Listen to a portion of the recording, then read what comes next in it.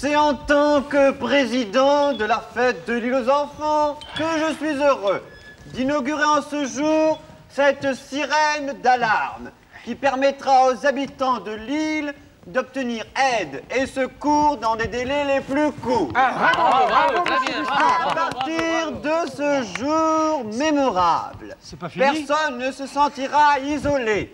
Le moindre incident trouvera aussitôt un terme favorable et un terme final. Oui, bravo, oui, ainsi qu'une fin terminale. C'est terminé. Le moment est venu, mes très chers amis, de faire un essai probant et concluant. Et nos oreilles dressées sont déjà prêtes à être bercées par le doux chant de cette sirène ultra moderne.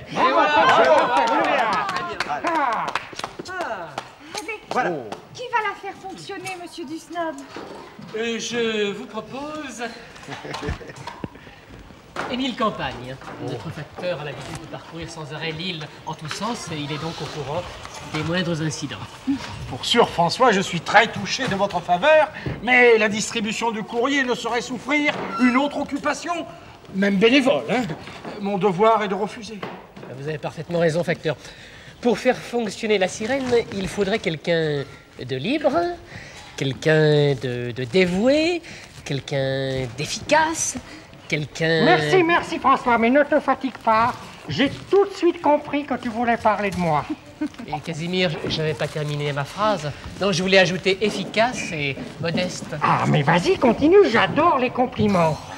Bon, eh bien, Casimir va donc, mes très chers amis, pour la première fois, faire fonctionner cette sirène. Mais vous l'avez déjà dit, monsieur Dusnob. Ah bon.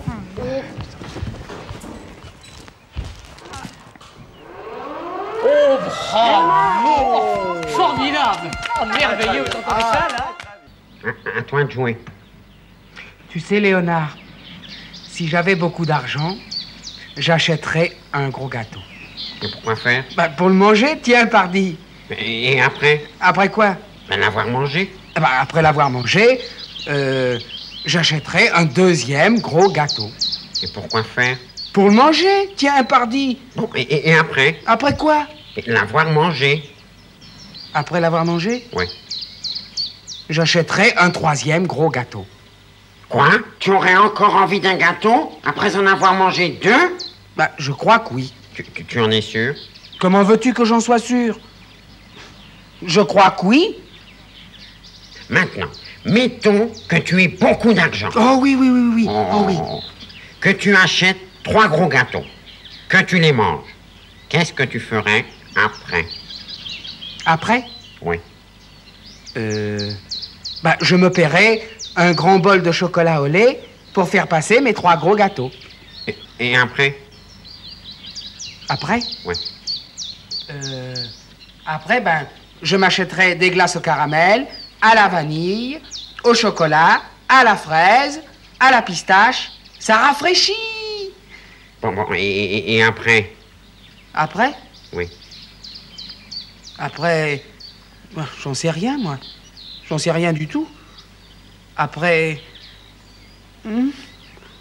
Oh là là, Léonard. Oui. Oh, je suis malade. J'ai mal au cœur. J'ai mal au ventre. J'ai mal à l'estomac. C'est à cause de toutes ces glaces, de ce chocolat et de ces gâteaux. Oh là là, je vais vite aller prendre un cachet pour digérer tout ça, moi.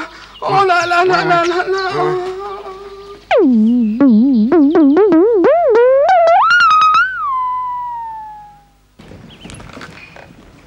Tiens, ça c'est curieux.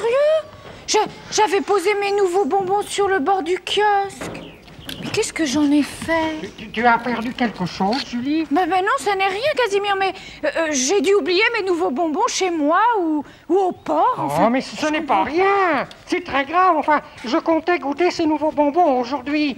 Mais c'est bien simple, c'est même une catastrophe. Vite, vite.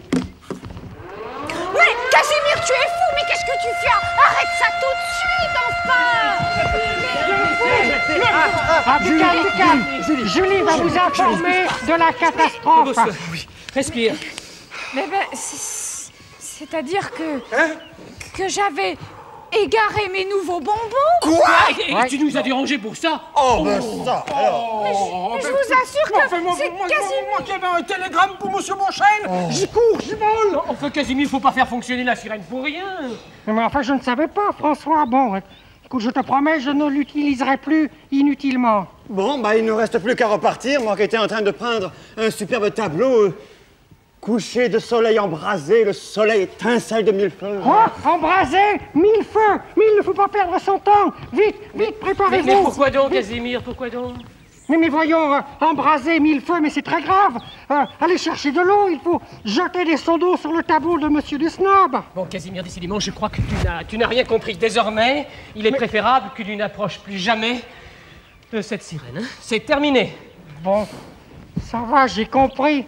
Vous vous êtes tous ligués contre moi pour me prendre ma place. Bon, eh bien, puisque plus personne ne m'aime ici, je n'ai plus qu'à partir. Puisque je suis inutile, je n'ai vraiment rien à faire ici. Tant pis. Dis-moi, François, Oui, qu'y a-t-il, Julie?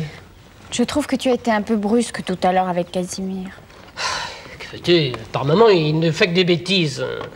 Oui, mais il aurait peut-être mieux valu lui expliquer en détail ce qu'il fallait faire. J'avoue que j'ai un petit peu perdu patience. Bon, ben, téléphone de venir. Moi, je rassemble les enfants. Tu es gentil, j'appelle tout de suite.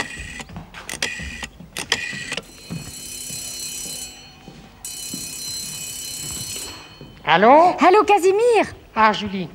Dis-moi, Monsieur Dusnob et François tout à l'heure se sont un peu énervés, mais ils le regrettent. Alors, tu peux venir tout de suite parce que tu vas pouvoir à nouveau t'occuper de la sirène.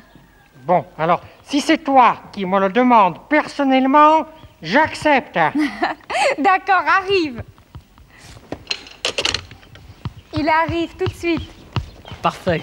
François, me voilà. Viens vite, Casimir. Je vais demander aux enfants pourquoi on se sert d'une sirène. Ah, mais c'est très intéressant, ça. Les enfants, dans quelles circonstances se sert-on d'une sirène? Parce que quand il y a un incendie, un gros incendie. Oui, tu as raison, quand il y a un incendie. Un noyer. Un noyer, quand il y a une noyade, oui. Quelles circonstances encore? Ou alors quand... Divers accidents, notamment des accidents de la route. Et une fois qu'on a fait fonctionner la sirène, quelles sont les personnes qu'on voit arriver?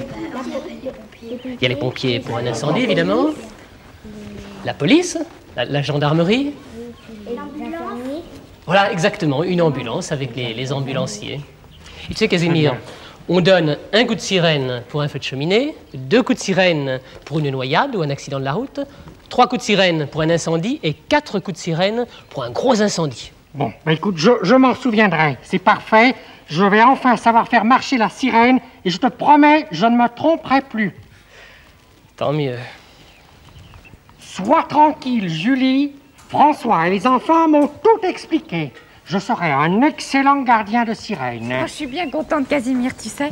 Dis-moi, il y a peut-être quelque chose que François a oublié de te dire. Ah bon, mais c'est important? Oui, très important. Toutes les semaines, le même jour, à la même heure, on fait marcher la sirène. Même s'il n'y a pas d'incendie ni d'accident? Oui, bien sûr, c'est pour s'assurer qu'elle fonctionne bien. Ah oui.